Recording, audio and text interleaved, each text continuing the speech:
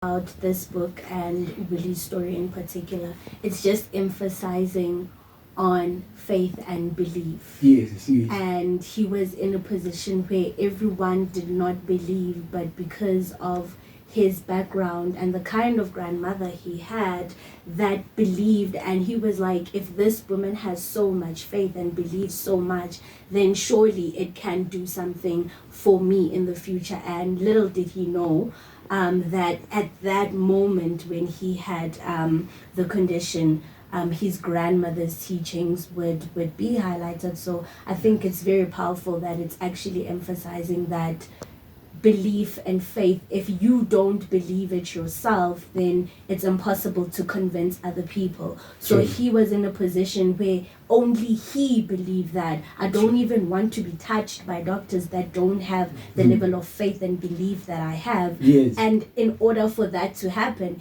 he had to be touched by the people who are on the same On level, the same level, yes. as him. So I find that very, very remarkable. How I have this favorite saying where I say the things of God look foolish in the eyes of men. Yeah. So yeah. that's probably something that was happening when the doctors was like, but why is he talking like this? Why is he saying like this? Yeah. But little do they know that it's not about the position he's in, but it's about the faith and belief he has about what he carries inside of him.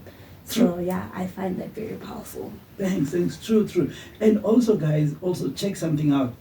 You know, lately there's this issue, like I keep going back to these gadgets. You know, if we were to allow our kids to spend time with the grandparents, those people are packed full of wholesome wisdom. Wisdom which they can pass to the young ones. Yes. I make an example of a kid whose mother has got a 9 to 5. She comes home this one day and she's got a headache. And the kid gets up, let's say the kid is 5 years, gets up and runs to the mother, and the mother's got a headache, and she's had a bad day at work.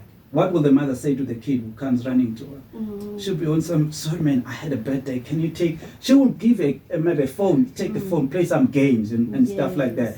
I had a bad day, Keep yourself busy. Keep yourself busy, not me, I'm going to keep you busy. But now, contrast that with the grandma who's got arthritis. The hands are painful. She's got arthritis in the hands and the knees, and she walks in through the door, and the same kid runs to the granny. Do you think the granny is going to say, no, don't run to me, I've got arthritis, I've got this? No. The granny will basically bend down, even though it's painful, and pick that kid up, you know, and make sure that the kid is experiencing love and affection, you know, something which we're very busy people. We don't have time to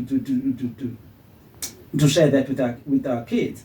And now, if it's not instilled in the kid, how will that kid grow up with love and affection when that kid has never experienced love and affection? Because you can only give of what you've got. Yes. You can't give of something you don't have. How are you going to have it if nobody puts it in there?